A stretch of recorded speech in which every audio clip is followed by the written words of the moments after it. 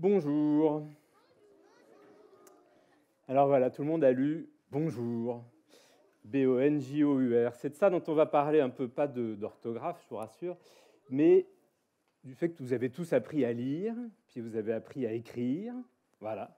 On aurait pu aussi écrire salam, il y en a qui le lisent.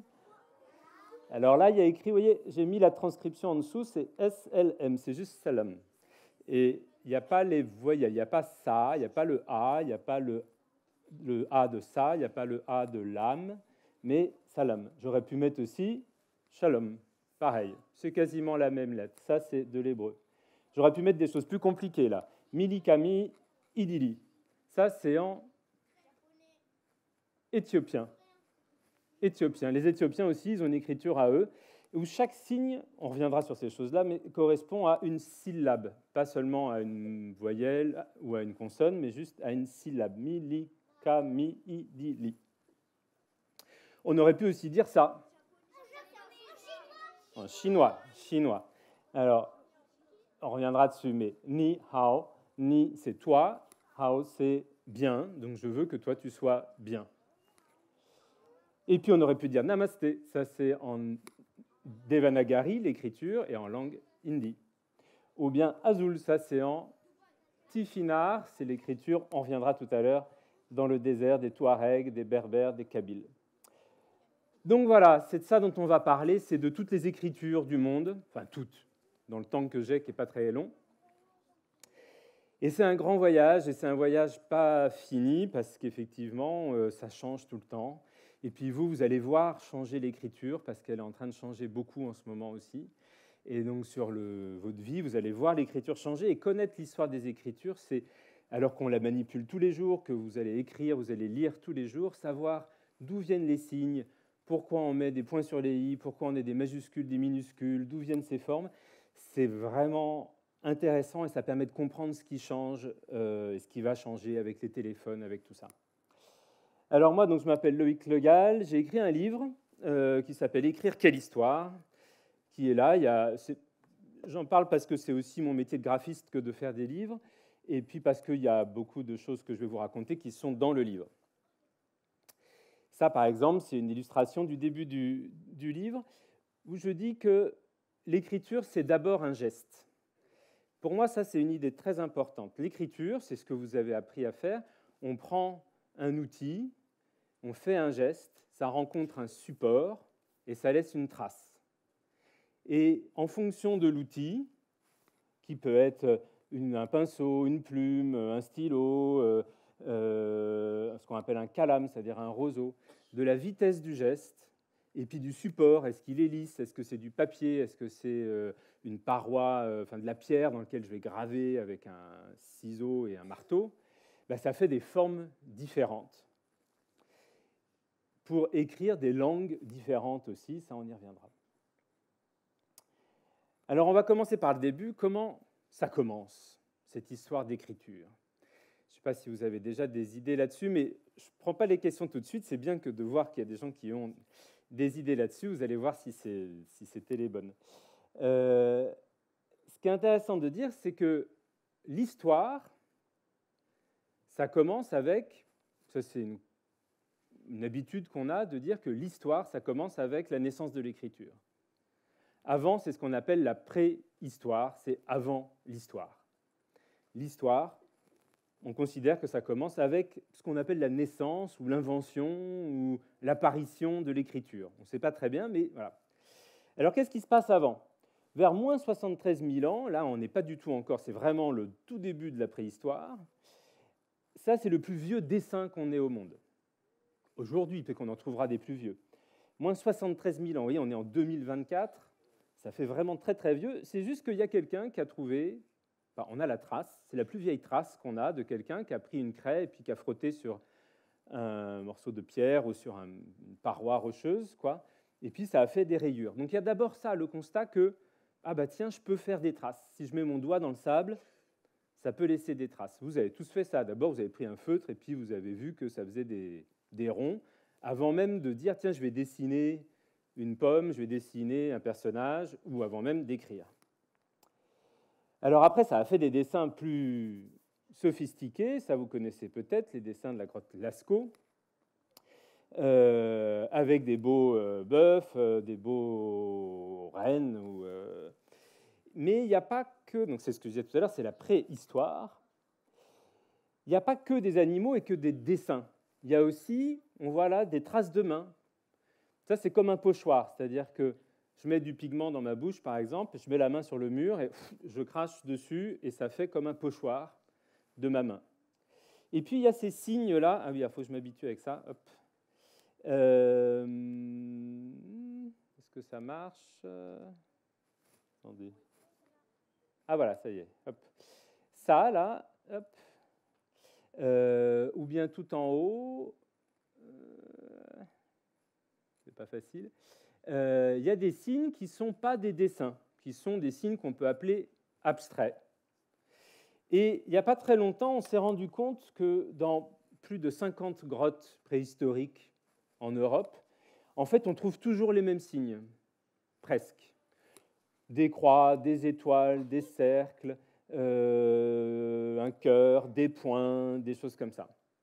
Alors, ce n'est pas de l'écriture, mais peut-être quand même que ça avait un sens. On ne sait pas. Et peut-être même qu'on ne saura jamais. Mais en tout cas, ce qui est intéressant, c'est de voir aussi que c'est des choses, c'est tout récent qu'on vient de découvrir, qu'on a confirmé ça, que c'est souvent les mêmes signes qu'on trouve, et il y a des gens qui considèrent, qui savent, qui émettent des hypothèses sur ce que ça peut vouloir dire. On ne sait pas très bien. Mais en tout cas, l'écriture, elle n'est pas apparue comme ça d'un coup. Il y a des signes, et puis progressivement, ces signes-là, ils ont commencé à avoir du sens. Alors, début de l'histoire, vraiment de l'histoire avec un grand H, c'est-à-dire début de l'écriture. Ça commence... Alors, pardon, oui, ça commence comme ça. C'est comme un rébus. Je parle d'abord de ça, j'ai inversé 2 diapositives. Est-ce que vous arrivez à lire ça? Vous connaissez les rébus?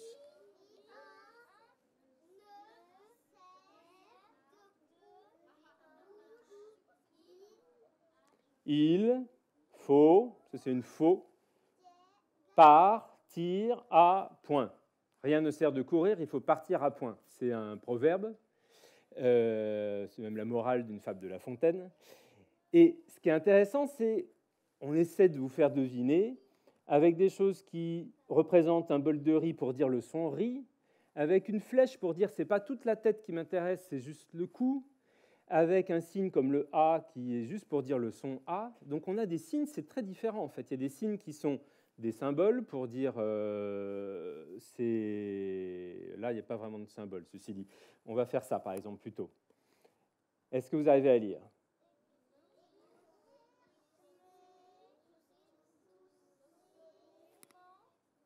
Écrire, c'est tout. Donc là, ce n'est pas pour dire tousser, c'est pour dire tout. Jour, du début du matin, du lever du soleil à la nuit, c'est le jour. Faire, de, vie, comme du vin, viner. Écrire, c'est toujours faire deviner. Et vous voyez, là, il y a des signes. Écrire, c'est vraiment comme un symbole pour dire écrire, alors que c'est, ou tout, c'est pour dire le son tout. Ce n'est pas pour dire je tousse. Donc, c'est compliqué, et les hommes, ils ont essayé d'inventer des systèmes pour faire deviner des messages. Et lire, c'est toujours mener l'enquête. C'est toujours être un enquêteur qui essaye de décoder le message. Toujours. Alors après, le système, il s'est perfectionné. Maintenant, on vous a appris un code qui est l'alphabet latin. Vous savez reconnaître un A majuscule, un A minuscule, etc. Mais vous êtes vraiment comme des enquêteurs à essayer de comprendre le sens de ce que quelqu'un a essayé de vous faire deviner. Toujours. Alors voilà comment ça commence. On est au bord d'un fleuve et il pousse des roseaux. On est vers moins 3500 avant Jésus-Christ. On est là. Vous voyez, là, il y a 2 grands fleuves. Le Tigre et l'Euphrate, c'est la Mésopotamie. Ça correspond aujourd'hui à l'Irak. Et Mésopotamie, le mot, il veut dire entre 2 fleuves. Il y a un royaume ici qui s'appelle Sumer, avec une ville qui s'appelle Babylone. Et c'est dans toute cette région-là, mais surtout par ici, que ça va commencer, avec ce qu'on trouve dans ces fleuves-là, le Tigre et l'Euphrate, c'est-à-dire de la terre. Au fond du fleuve, il y a plein de terre, et puis des roseaux. suis désolé, mon image est un peu pixelisée là. Là, on a une galette de terre. Et avec un roseau taillé, j'ai fait des dessins pour essayer, enfin pas moi, pour essayer de faire deviner un message. Donc on voit qu'il y a une main, et puis il y a des céréales, vous voyez, du blé ou quelque chose comme ça, là, ou des plantes.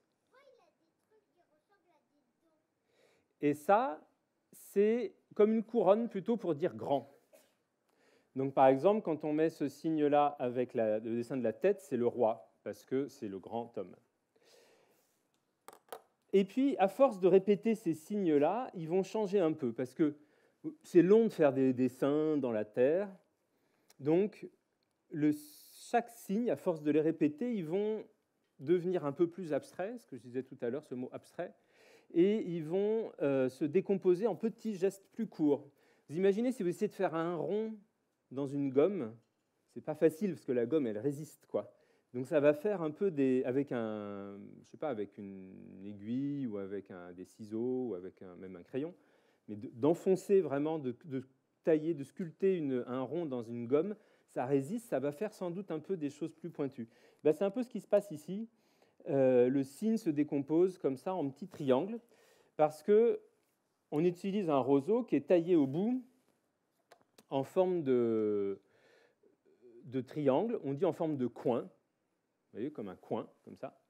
Et donc, quand je l'enfonce dans la terre, ça fait une trace en forme de triangle. Donc, c'est avec ça que je vais composer, par exemple, là, c'est une tête d'âne, une tête triangulaire avec deux grandes oreilles. Ou là, c'est un épi de blé. Hop. Là, en haut, on a une étoile. Et puis là, on a, avec l'autre bout de cet outil qu'on appelle le calame, là, j'ai du mal, l'autre bout, il est rond. Et donc, on peut faire là des quantités. C'est ce qui va donner plutôt des chiffres. Les autres, ça écrit des idées. Et ça va écrire des chiffres. Non, ce n'est pas des lunes. Mais on prendra les questions après. Mais toi, c'est juste qu'on a appuyé plusieurs fois l'autre bout du calame dans la terre. Donc cette écriture-là, parce qu'elle est en forme de coin, on l'appelle cunéiforme. C'est considéré aujourd'hui comme la première écriture au monde. C'est la première fois qu'on a une écriture. Ça va durer quand même de vers moins 3000 jusque vers moins 1000. Et il y a toute une littérature, il y a des dictionnaires, il y a le texte de loi, il y a des récits de bataille. Il y a beaucoup de textes qu'on a encore. Et il y a des gens qui savent lire ça, c'est très compliqué, mais qui savent lire ça bien. Je continue mon voyage, à peu près en même temps, en Égypte, donc un peu plus bas. Vous voyez, on était par ici, entre le Tigre et l'Euphrate, et là, je descends autour du Nil, ici, en Égypte. En Égypte, c'est peut-être quelque chose que vous connaissez déjà mieux, ça. Il y a les hiéroglyphes, exactement.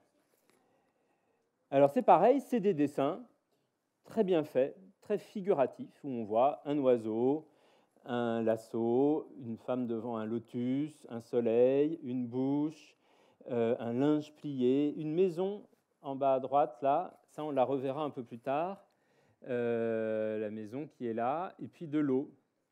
Voilà. Hiéroglyphe, le mot, il veut dire hiéros en grec, c'est comme dans hiérarchie par exemple, c'est ce qui est sacré. Et glyphe, c'est ce qui est gravé dans la pierre. Donc hiéroglyphe au sens le plus précis, ça veut dire l'écriture égyptienne, voilà, ou tout signe qui est sacré, religieux et gravé dans la pierre. Souvent, on dit hiéroglyphe pour toutes les formes d'écriture manuscrite, pour toutes les formes d'écriture égyptienne ancienne, antique. C'est tellement important l'écriture pour les enfants. Pardon, je commence à dire n'importe quoi. C'est tellement important l'écriture pour les Égyptiens. Ils sont tellement obsédés de l'écriture, c'est un jour, vous allez en Égypte, vous verrez, ils écrivent partout, sur les façades des temples, sur 12 mètres de haut, dans les tombes, sur les sarcophages des momies, partout. C'est tellement vivant que, par exemple, le serpent, là, on lui a coupé la tête pour que, si jamais il revient à la vie, il ne morde pas. Il croit vraiment que l'écriture, nommer les choses, écrire les noms, c'est ce qu'il y a de plus important pour le lien avec l'au-delà, monde de la mort qui est si important pour les Égyptiens. Est-ce que vous savez dans quel sens ça se lit, les hiéroglyphes? Alors non, pas vraiment, ça dépend. En fait, pour savoir dans quel sens il faut lire les hiéroglyphes, il faut que tout ce qui est vivant, que le sens vienne vers vous. Que tout ce qui est vivant, les animaux, les personnages, viennent vers vous. Ça veut dire qu'ici, ça se lit effectivement de droite à gauche, parce que c'est l'écriture, c'est le sens qui vient à la rencontre du lecteur. Ça, je trouve ça très beau. Et parfois, ça sert à comprendre qui parle. Par exemple, parce qu'on a une représentation de deux, de Osiris et puis d'un mort, par exemple, et puis on voit avec les écritures entre les deux qu'il y en a un qui parle, il y en a un, ça vient de lui, et l'autre, ça vient de lui, et même si les deux textes se mélangent, on comprend que ce n'est pas le même sens, parce que les personnages ne sont pas orientés dans le même sens. Donc là, vous voyez bien, les oiseaux, l'ibis, la gazelle, etc., ils sont tournés vers la droite, donc ça veut dire que ça se lit de droite à gauche. Ça a plein de formes différentes, ce n'est pas toujours gravé dans la pierre. Là, vous voyez, c'est peint au pinceau sur les murs d'une tombe, et donc ça a une forme un peu différente, un peu simplifiée. On voit là le grand Anubis en dessin, là, le dieu à tête de chacal, et on le voit un peu plus bas en version plus simplifiée, comme une silhouette. Il est là, vous voyez. Et là, c'est vraiment un dessin, et là, c'est plutôt un signe pour le texte. Et puis, si on écrit encore plus vite sur un autre support qu'on appelle le papyrus, donc le papyrus, c'est une plante qui pousse au bord du Nil, et puis on tisse les feuilles, enfin, on les... Oui, pour faire un support qui glisse beaucoup, un peu comme du papier. Et là, on écrit beaucoup plus vite. Alors ça, c'est une autre forme d'écriture égyptienne qu'on appelle le hiératique. Il y a aussi le démotique. C'est des écritures plus courantes, moins lentes que de graver dans la pierre, parce que c'est très long de faire les hiéroglyphes. Mais on reconnaît encore un peu... hop là, pardon. On reconnaît, qu'est-ce qu'on reconnaît? La maison qu'on voyait tout à l'heure, par exemple, elle est ici. On reconnaît le linge plié qui est là. On reconnaît un personnage accroupi qui est là. On reconnaît, j'aurais cherché un épervier. Enfin voilà, là aussi un personnage. Enfin bon, on peut lire tout ça, là aussi on le voit bien. Hop. Là, il y a un œil. Voilà. Donc c'est un peu moins lisible parce que c'est plus vite écrit. Comme vous, quand vous écrivez trop vite, ça devient moins lisible. Hein. Si vous voulez vous appliquer, si vous voulez écrire très bien, il faut écrire lentement. C'est un peu pareil. Là, quand on écrit, qu'on a beaucoup de textes à écrire et que ce n'est pas fait pour durer l'éternité, on écrit un peu plus vite et donc c'est un peu moins, mais c'est très lisible pour eux, c'est un peu moins dessiné. Vers moins 1500, on se déplace juste un peu au nord-est comme ça de l'Égypte, dans le Sinaï. Le Sinaï, c'est un grand désert qui est entre l'Égypte et la Palestine. Et là, on trouve quelque chose d'un peu étonnant. On a découvert une inscription dans un rocher. On en a trouvé un peu plus que ça, d'ailleurs, quelques inscriptions, qui sont comme des hiéroglyphes mal dessinés, quoi. Un peu maladroitement dessinés par... voilà, quelqu'un qui apprend à écrire ou qui ne sait pas bien écrire. Ça me plaît bien, parce que ça veut dire que dans l'histoire de l'écriture, le rôle des gens qui ne savent pas bien écrire, qui avaient envie d'écrire, mais qui n'étaient pas des grands savants, qui n'étaient pas des scribes égyptiens, mais qui ont pris l'écriture pour eux, ça a obligé à simplifier le système. Et c'est comme ça aussi que, du coup, vous pouvez apprendre à écrire. Alors, on va voir que voilà, ça ressemble vraiment quand même à des hiéroglyphes. Vous voyez l'homme avec les bras en prière, la maison qui a une forme là, comme ça, hop, hop, hop, la tête, l'eau, ici, le bonhomme, voilà, et la tête de bœuf ici. Alors cette tête de bœuf là, il faut bien s'en souvenir parce qu'on va la revoir, elle a un rôle très important. Voilà. Souvenez-vous bien de la tête de bœuf et de la maison à côté. Parce que si on remonte un tout petit peu après, donc là on n'est pas très longtemps, on était vers moins 1500 avec les inscriptions dans le Sinaï, et puis on remonte un peu vers ce qui est aujourd'hui le Liban, il y a les Phéniciens. Les Phéniciens, c'est des grands marins qui voyagent et qui font du commerce dans toute la Méditerranée. Donc eux, sans doute, ils parlent avec plein de gens qui ne parlent pas leur langue, et ils ont eu besoin d'avoir un système plus simple que les hiéroglyphes, où il y a plein de signes, et c'est très compliqué, où il faut des scribes très savants pour les écrire, ou l'écriture cunéiforme qu'on a vue tout à l'heure.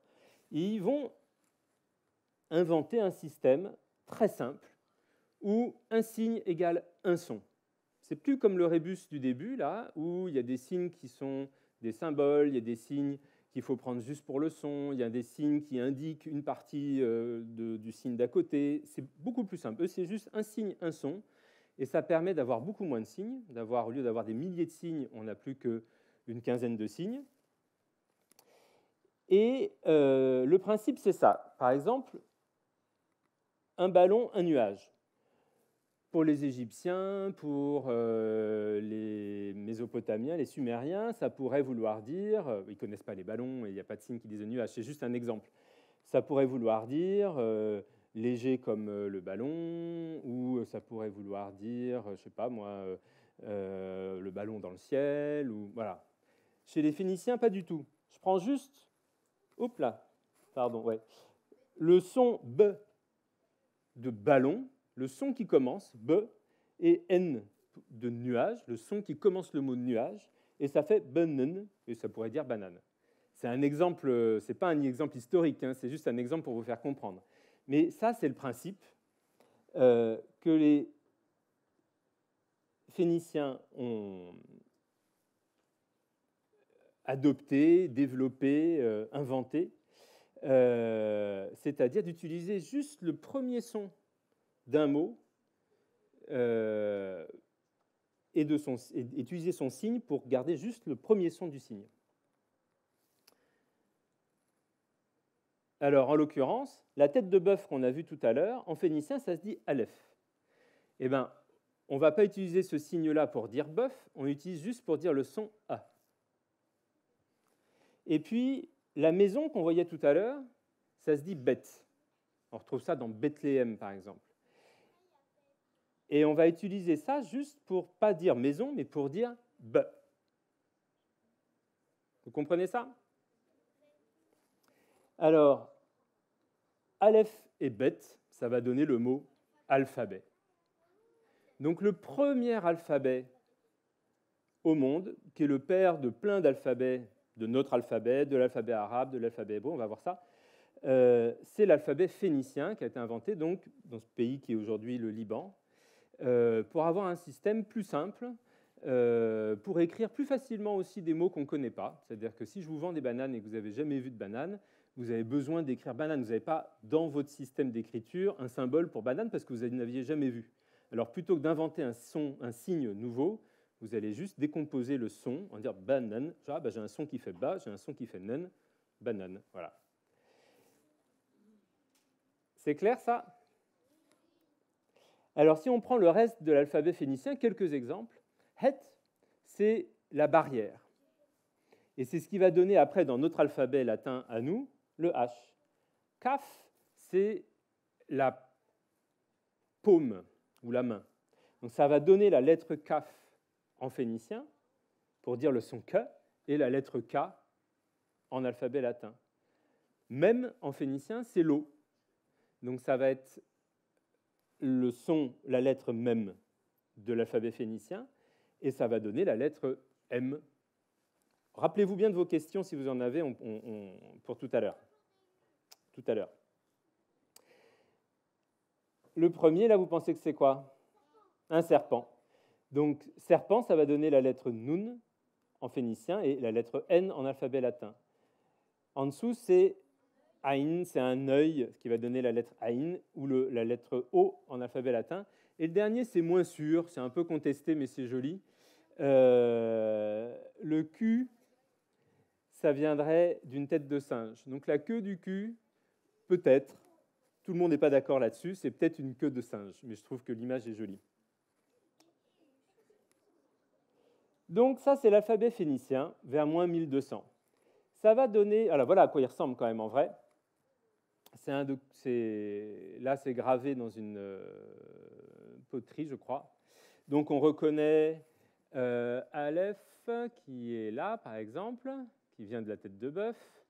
On reconnaît là bête qui vient de la maison. On reconnaît Nun qui vient du serpent, etc. Ain, voilà.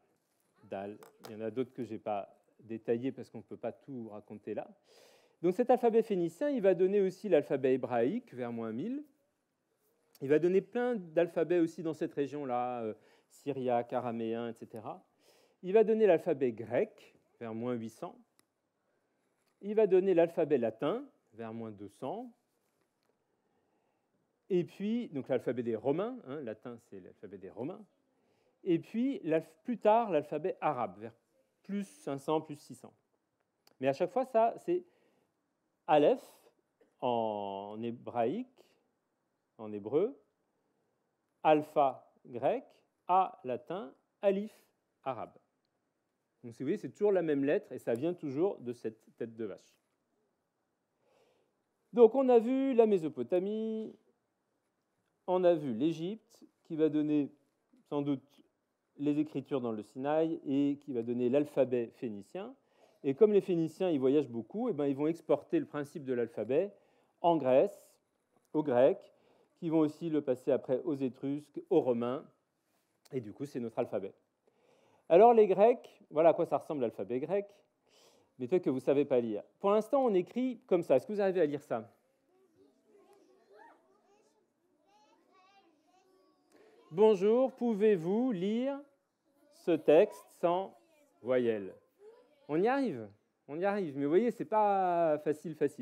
Eh bien, les Grecs, ils ont inventé les voyelles, parce qu'en grec, il y avait vraiment besoin. Pour l'instant, les Phéniciens, les Juifs, l'alphabet hébraïque, plus tard l'alphabet arabe, il n'y a pas de voyelles vraiment, où il y a des petits signes qui disent les voyelles quand on veut vraiment aider la lecture, mais on peut très bien se comprendre sans noter les voyelles. On voit qu'en français, c'est plus compliqué, pour les Grecs aussi. Donc les Grecs, ils vont inventer les voyelles, et puis ils vont inventer d'autres choses, à savoir que les Grecs, ils sont très forts en géométrie, ils adorent la géométrie.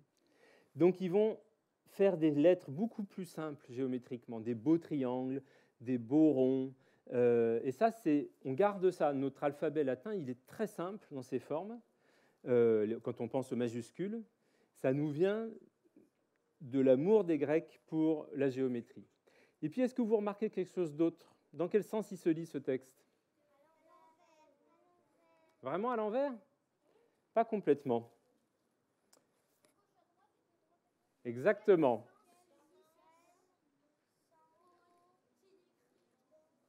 Faut-il lire ce texte en zigzag comme un bœuf qui laboure un champ? C'est du, et alors là le mot, c'est un mot très savant, vous pourrez après... boustrophédon. Boustrophédon, ça c'est quand même, si vous sortez ça un jour, vous pourrez épater tout le monde. C'est les écritures, mais vous pouvez essayer de le faire surtout, qui changent de sens une ligne sur deux. Ça s'écrit de gauche à droite, puis de droite à gauche, puis de droite à gauche à droite, puis de droite à gauche, comme ça. Voilà, donc les Grecs, au début, ils écrivent comme ça. C'est ce qu'on voit là. Hein. On voit que, par exemple, si vous regardez ici, on voit que là, ça se lit de gauche à droite, et là, le E, il est à l'envers, là, enfin le état, de droite à gauche. Et puis après, ils vont écrire toujours de gauche à droite, alors que le phénicien s'écrivait de droite à gauche. On arrive à Rome. Il faut que je regarde un peu le temps quand même. Hop. Mais je crois que j'ai oublié de lancer mon...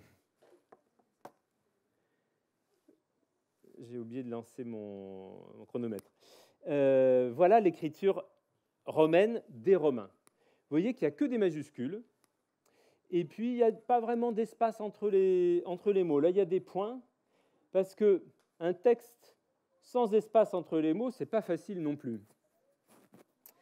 Et vous voyez, en plus, ils mettent des V à la place des U. C'est-à-dire que pour les Romains, U et V, c'est la même lettre.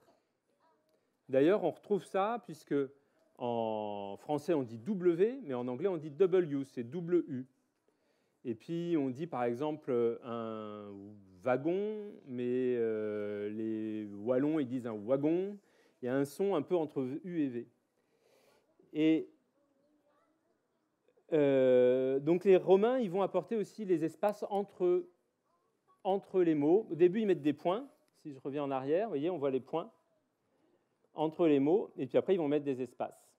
Alors ça, c'est une illustration de Karine Minsant, qui a fait les illustrations du livre Écrire quelle histoire, là, où on voit cette jeune fille. Je trouve très joli ce dessin, c'est pour ça que je l'ai mis.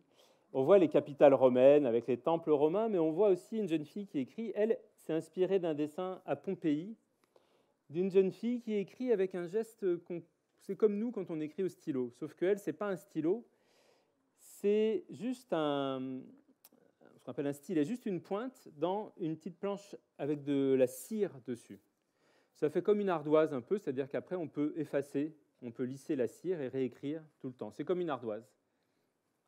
Donc il n'y a pas que les majuscules, il n'y a pas que les écritures romaines. Plus tard les questions, je suis désolé, essaie de t'en souvenir. Alors voilà, l'écriture latine, elle va évoluer parce que les gestes sont un peu plus rapides, parce qu'on écrit un peu plus souvent, avec des outils différents, sur des supports différents. C'est ce que je disais tout à l'heure, l'écriture, c'est d'abord un geste. Et vous voyez qu'elle commence à s'assouplir un peu, l'écriture, par rapport à ce qu'on voyait avant, là. Ça, là, c'est très raide, parce que c'est gravé dans le marbre. Et là, c'est comme un pinceau, c'est pas un pinceau, mais il y en a au pinceau, qui caresse un peu le support. Et donc, c'est beaucoup plus souple. Et puis, ça va s'assouplir encore à force d'écrire. Donc là, on est maintenant au... Ah, zut, je n'ai pas ouvert le bon PDF, pardon. J'avais rajouté des mots. Ah, zut. Désolé.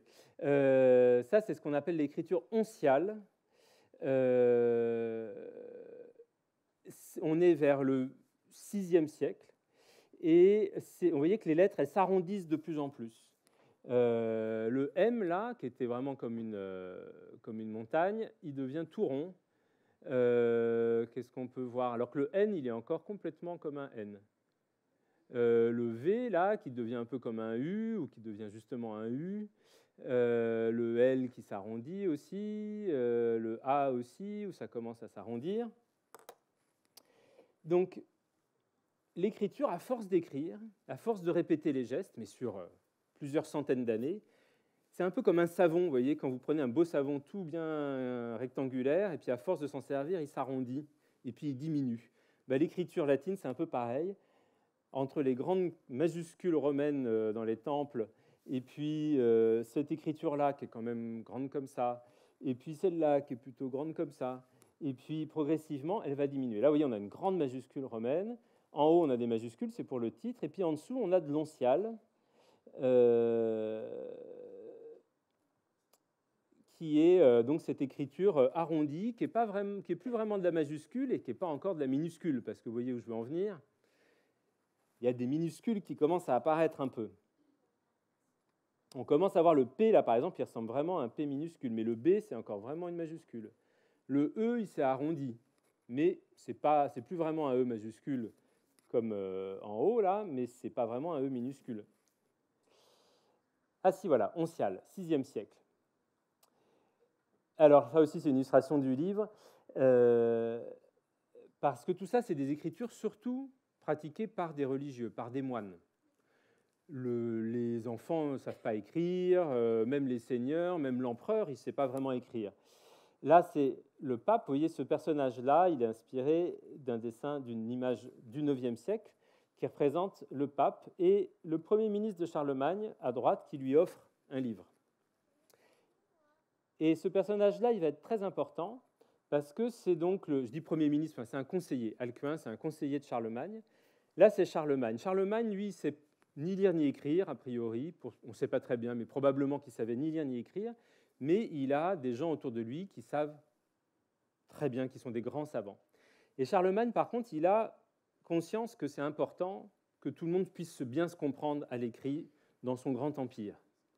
Donc, il va demander à Alcuin, lui à droite, là, de former des jeunes à l'écriture, pour former des jeunes moines, et de simplifier l'écriture avec une écriture qui ressemble à ça.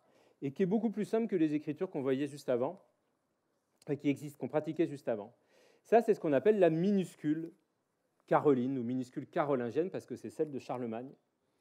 Et ça commence à ressembler vraiment à notre écriture à nous. Donc c'est pour ça qu'on dit parfois que Charlemagne a inventé l'école. Il n'a pas inventé l'école, mais c'est vrai qu'il a ouvert des endroits pour former des jeunes moines, et il a simplifié l'écriture. Donc il y a un tout petit peu plus de gens qui savaient écrire, et puis l'écriture circulait mieux dans l'ensemble de l'Empire. Alors voilà, si on résume, on voit comme ça le passage. Vous vous rappelez, je vous disais le savon là, qui diminue à force qu'on s'en serve. Il y a la majuscule du A, qui devient la deuxième écriture que je vous ai montrée, puis l'onciale, puis la minuscule. Pareil pour le B. À chaque fois, ça s'assouplit, ça s'accélère, le geste il s'accélère, et du coup les lettres s'arrondissent. Mais c'est toujours un peu le même geste au départ, c'est juste que le geste s'accélère.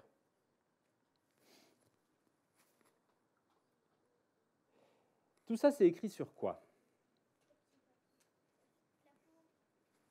Oui, de la peau. Sur parchemin. On voit là que c'est de la peau, on voit le grain de la peau. C'est très très cher. Pour faire une grande Bible, puisque c'est essentiellement des textes religieux, hein, une grande Bible, c'est plus de 100 veaux. C'est pour ça que les endroits où on écrit des livres, il y a toujours des champs autour pour pouvoir faire de l'élevage. On mange de la viande, mais on fait du parchemin avec la peau. Et c'est très très cher. Et c'est pour des textes très très précieux, parce que c'est des textes religieux. Mais donc, on va essayer d'économiser un peu le parchemin, parce que comme vous, si vous n'avez pas assez de place, qu'est-ce qui se passe quand vous n'avez pas assez de place sur votre papier pour écrire, pour finir votre phrase? Ben, l'écriture, des fois, elle n'est pas forcément plus petite, elle va devenir plus serrée, elle va s'étroitiser comme ça, elle va devenir plus... L'écriture, elle peut être large quand il y a de la place, et puis progressivement, elle va comme quand on est dans le métro et qu'on est serré dans le métro, quoi. Pareil. Et c'est ce qui va progressivement donner cette écriture-là que vous connaissez peut-être, qui s'appelle la gothique.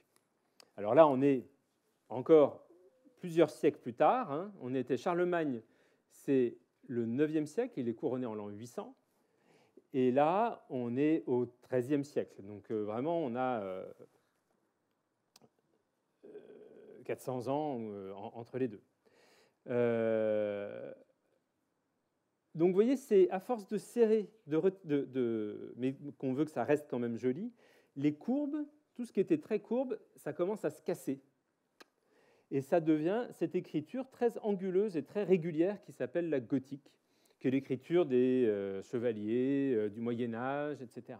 On fait un grand voyage là dans le temps, hein. Les gothiques. Alors le problème, c'est que c'est tellement régulier qu'on commence à avoir du mal à lire. Est-ce que vous arrivez à lire ça? Ah, bravo, minimum. Bon, alors du coup...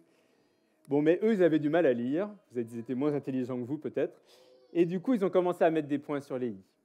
Et c'est pour ça qu'on dit, j'ai mis les points sur les i, c'est-à-dire j'ai clarifié une situation, j'ai rendu tout clair, parce que ça permet de mieux se repérer dans cette écriture très serrée qu'est la gothique. On voit d'ailleurs que ce n'était pas tout à fait des points, en fait, au début, c'est des traits. Vous voyez, ça, c'est un point, c'est ce qui va devenir, pardon, ici, le point sur le i, là. C'est juste un trait. Donc voilà, j'aime bien cette image parce qu'on voit là des évêques et des religieux qui écrivent, et c'est ce qu'on appelle des phylactères. C'est ce qui va devenir, enfin, ça ressemble un peu à des bulles de bande dessinée, quoi. Ils sont comme emmêlés dans leurs paroles ou dans leur écriture, et on les voit en train d'écrire. Ils posent même pas la main sur le parchemin, ils s'appuient avec un outil là pour bien suivre le texte et pour pas risquer de tâcher avec la main l'encre qui n'a pas encore séché. Il y en a un qui vérifie sa plume là aussi. Et là justement, c'est ce que j'évoquais tout à l'heure, les chevaliers de la table ronde. Donc là voilà la table ronde avec le roi Arthur, avec Lancelot, le Graal au milieu. Et là, ce qui est intéressant, c'est une autre forme de gothique. Est-ce que vous arrivez à lire là? Ça, c'est en français. Avant, les textes, tout ce que je vous ai montré, c'était en latin. Ouais.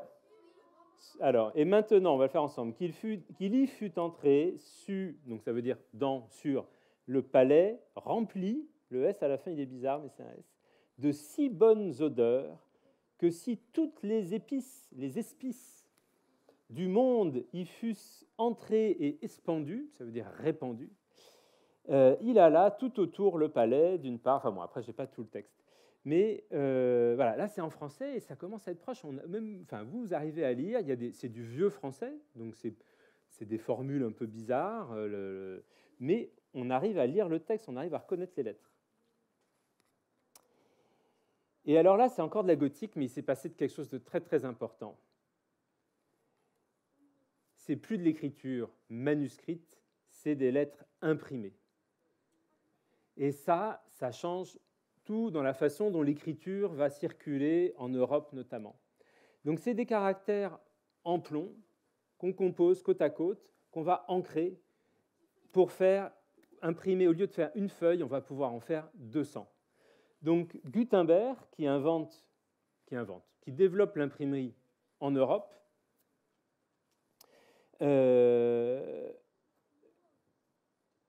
il veut produire 200 Bibles dans le temps qu'il en fallait pour en copier une.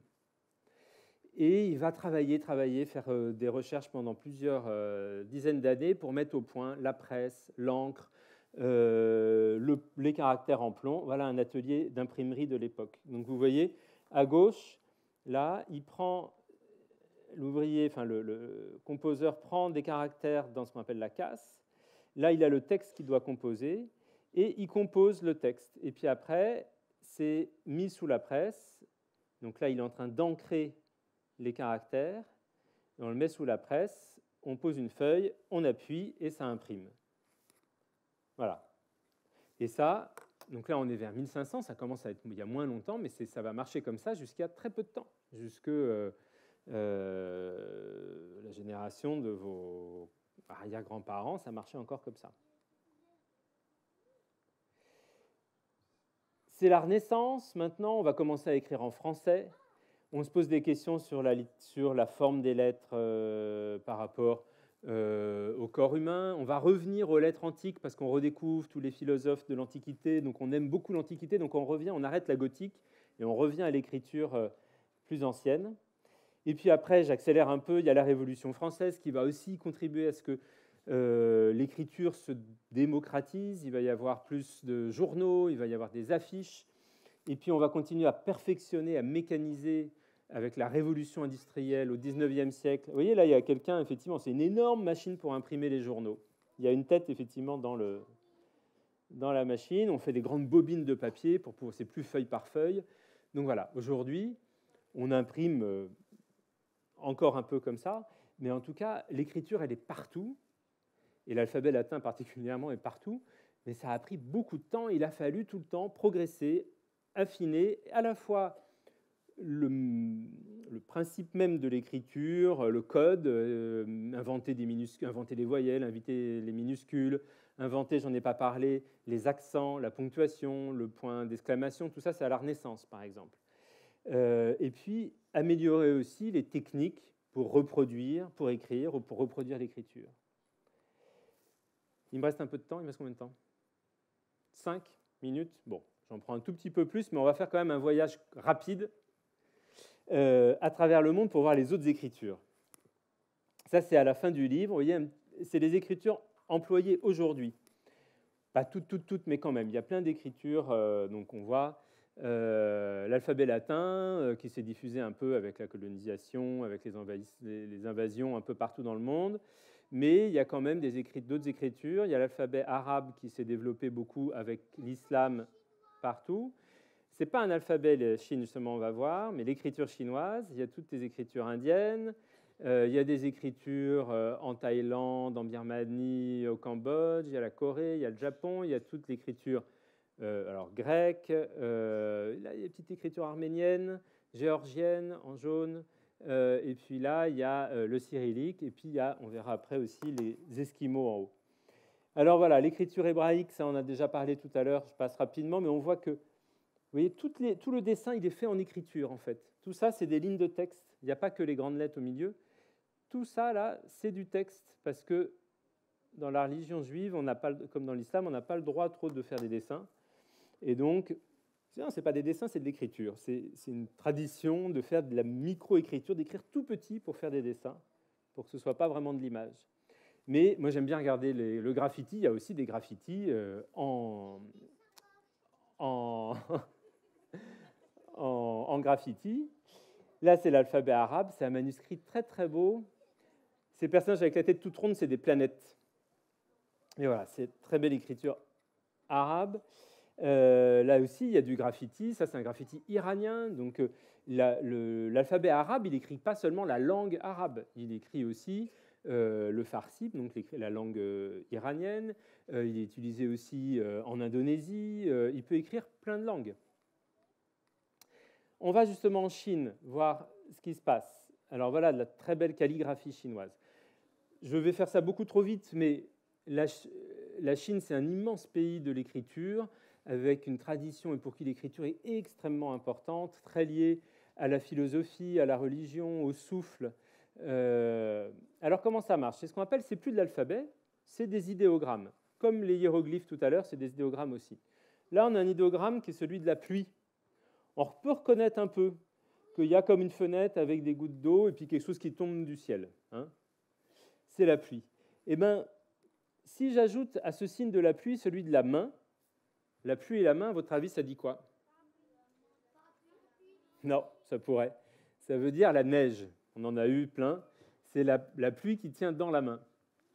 Si je fais la pluie plus le chemin, c'est la rosée. C'est la pluie sur le chemin, c'est la rosée le matin sur les plantes. Voilà. Ça, c'est assez poétique. Et puis la pluie et le vêtement, c'est moins poétique, c'est juste le vêtement de pluie, c'est juste l'imperméable. Là, on n'est pas loin de la Chine. Vous connaissez peut-être les mangas, vous lisez peut-être des mangas, vous en lirez. On est au Japon. Alors, les Japonais, ils utilisent à la fois des signes venus de l'écriture chinoise, donc des idéogrammes, et puis, donc ça, c'est ce qu'on appelle les kanji, pour ceux qui connaissent, et puis, hirakana, katakana, c'est des signes qui sont plus simples et plus comme un alphabet. Et ça s'écrit souvent verticalement, comme vous voyez là sur les enseignes, mais dans les livres aussi, comme on voyait tout à l'heure. Tout près, il y a la Corée, ça c'est un très très très bel alphabet. Vous voyez, c'est ces signes très géométriques. Là, on a du chinois, pardon, ici, et puis là, on a l'alphabet coréen. Et c'est précisément pour mettre à distance un peu l'influence chinoise que ce roi, Seongjong le Grand, va inventer, donc il va inventer complètement un alphabet qui est toujours utilisé en Corée, qui est très beau, très simple à apprendre quand on parle coréen, et puis qui dit un peu la façon dont le son se forme dans la bouche. C'est-à-dire que ça, c'est une syllabe, ce carré, à chaque fois ça se compose dans un carré. Ça, c'est les dents, ça représente le palais, ça représente la langue. Et donc, en fonction, quand on connaît, ça aide à prononcer la langue, et c'est un exemple d'alphabet qui a été inventé de toutes pièces. Il n'y en a pas beaucoup. C'est très compliqué d'inventer une écriture, vous pouvez essayer, hein. Il suffit d'inventer des signes et puis de les associer à des sons. Mais ce n'est pas facile pour que ce soit vraiment pratique à utiliser. Alors, on va faire vite. Là, l'écriture en Birmanie, mais on pourrait parler aussi de l'écriture cambodgienne, de l'écriture thaïlandaise. Il y a plein de formes différentes, c'est ça qui est beau. On parle toujours des mêmes écritures alors qu'il y en a plein qu'on ne connaît pas. L'Éthiopie qu'on a vu tout à l'heure, au tout début, voilà, une Bible éthiopienne, où chaque signe équivaut à une syllabe. Là aussi, il y a des gens, des Éthiopiens qui vivent ça et qui font des graffitis avec leur bel alphabet, leur beau syllabaire. Dans le Sahara, il y a des dromadaires, il y a du désert, mais si j'écris dans le sable, ça fait des formes très simples, vous voyez, juste si je trace dans le sable avec des points, des croix, et ça fait l'écriture tifinagh, qui sert aujourd'hui aussi pour les Berbères au Maroc, pour les Kabyles en Algérie, pour écrire les langues du sud du Maghreb. Et c'est très beau cette écriture-là. Donc en haut, on a de l'arabe, en bas, on a de l'alphabet latin, et au milieu, on a du tifinagh, ce bel alphabet qui revient maintenant aujourd'hui beaucoup parce qu'il a été adopté par le Maroc, par l'Algérie, pour écrire les langues kabyles et berbères. Là, on a encore une écriture inventée par un roi en Afrique, par le sultan Nyoya au Cameroun. Au XIXe siècle, en Afrique, il y a les Français, les Allemands, les Belges qui ont envahi plein de pays. Et pas mal de gens, pour résister, se sont inventés une écriture pour ne pas être obligés d'utiliser l'écriture des colons. Et donc, les Vai, les Bamoun au Cameroun, ils ont une écriture qui est encore un peu utilisée.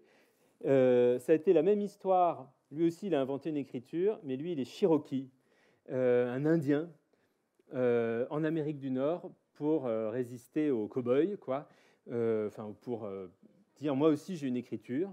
Il a inventé une écriture à partir de l'alphabet latin, ça ressemble plus à l'alphabet latin. Et puis une dernière, on va s'arrêter là, mais en haut, c'est écrit stop en inuit. Donc les Inuits, c'est les Esquimaux qui sont répartis entre le Groenland, ici, hop là, pardon, j'ai du mal, et puis les îles du nord de, oula, je suis parti trop loin, du nord du Canada, l'Alaska, etc.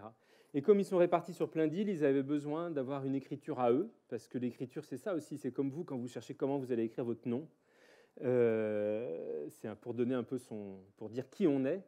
Et donc, ils ont inventé une écriture tout récemment, elle a été adoptée en 1974, je crois, donc ça fait 50 ans, qu'ils ont une écriture. Donc, des écritures, ça change tout le temps. On en invente encore, il y en a qui disparaissent. Et vous allez voir changer tout ça. Parce qu'aujourd'hui, il y a les emojis, on peut dicter à son téléphone. Tout ça, ça va changer énormément.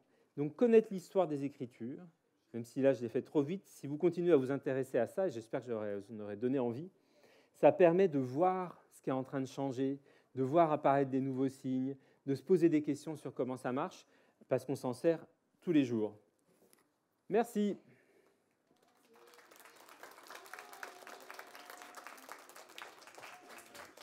Merci beaucoup pour toutes ces informations. On arrive au temps des questions. Alors du coup, je vous passe le micro. Vous attendez d'avoir le micro.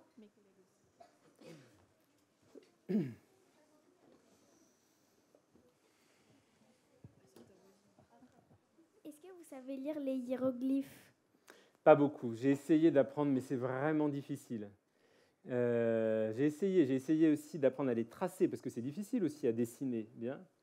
Mais c'est vraiment compliqué. Donc j'ai un peu des idées, mais non, c'est très compliqué. C'est où le micro? Vous savez lire l'arabe? Pas beaucoup non plus. Alors j'ai un petit peu plus, mais comme je ne parle pas arabe, je reconnais les lettres, mais j'ai du mal à lire parce que je ne peux pas comprendre le sens. Voilà. Mais moi, je donne des cours aussi au Maroc, donc je connais un peu l'alphabet arabe. Ouais. Qui d'autre? C'est à moi de choisir? D'accord, pardon. Combien de types d'écriture il existe au monde?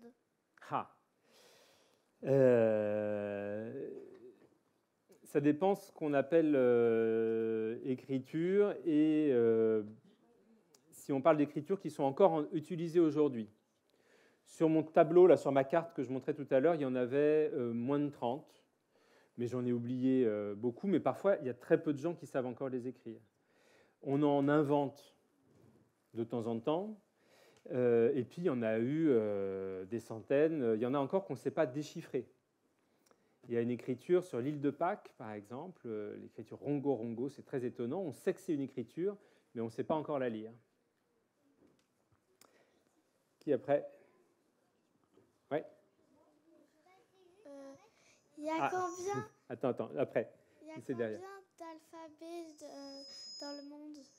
Alors, alphabet, donc c'est pas. Là, je répondais sur les écritures. Donc, il y a des écritures qui sont des syllabaires, il y a des écritures qui sont des systèmes avec des idéogrammes, et puis il y a les alphabets. Mais pareil, les alphabets, il y a plein d'écritures en Inde, par exemple, qui sont des alphabets ou des syllabaires. C'est difficile de répondre à cette question-là, si on parle d'écriture, de savoir s'il y a encore des gens qui savent écrire ça. Mais c'est, à mon avis, plusieurs dizaines que les gens pratiquent aujourd'hui. Je ne sais pas si ça atteint 100, je ne pense pas. Ouais, devant, tu insistes beaucoup.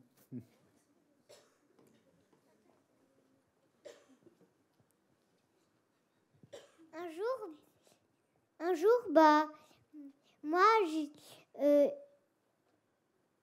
aujourd'hui, il avait de la neige par terre et en fait, il a mon père qui a fait dessiner un truc par terre. Ouais. Mais je comprenais pas c'était quoi. C'était un dessin ou c'était de l'écriture, tu penses? C'était un dessin. Ah, d'accord. Et ça voulait peut-être dire quelque chose. Il fallait lui demander. Mais oui, on peut écrire par terre. Oui. Qui d'autre? Ah, ça y est, il a retrouvé sa question. Je me demandais si pourquoi on n'est pas passé dans l'alphabet. Qu'est-ce qui parle là? Moi. Ah oui, pardon. Excuse-moi. Vas-y. Pourquoi on n'est pas passé dans l'alphabet hébreu? Alors, en plus, on est passé du côté. Si, je on l'ai a montré frôlé. l'alphabet hébreu. Ah, Je l'ai montré 2 fois. J'ai montré mais c'est peut-être une écriture, oui, c'était un document plus ancien. Mais j'ai montré de l'alphabet hébreu, bien sûr.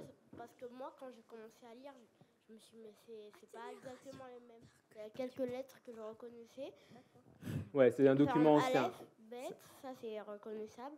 Mais par exemple, il y avait le. Par exemple, quand on voyait. J'avais l'impression qu'on sautait des lettres. Par exemple, maintenant, les lettres que je connais. C'est possible, c'est des textes et des documents Aleph, anciens. Bet, Bet, Gimel, Dalet, He, Vav, Zayin. Ouais, c'est possible, c'était un document ancien que j'ai montré. Donc mais j'en ai parlé plusieurs fois.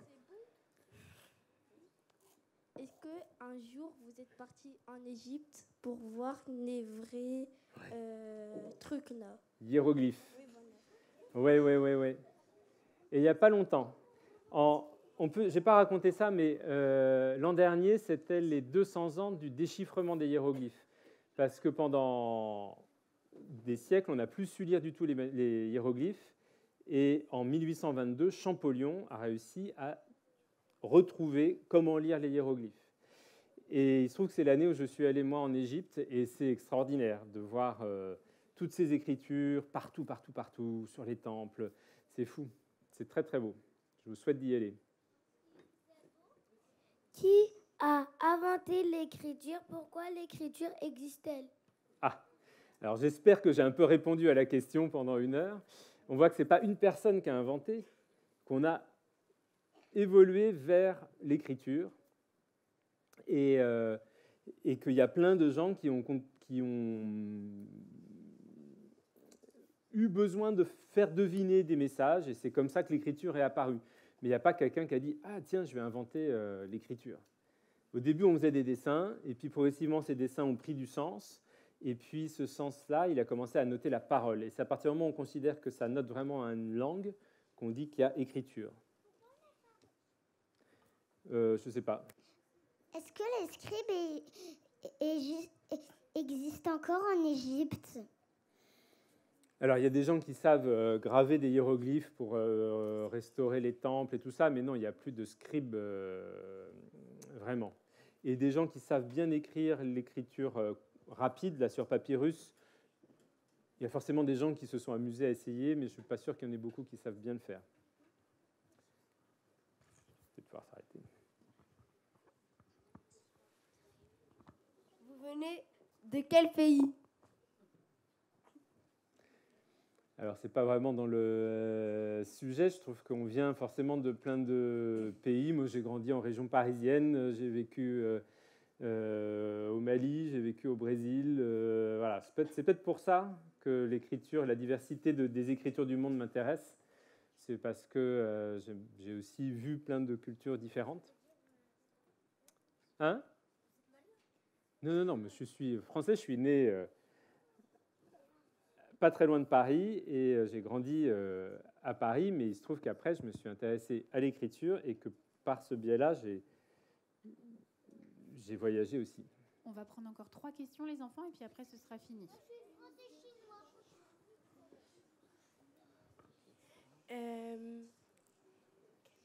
Est-ce que la langue des signes est considérée comme une écriture?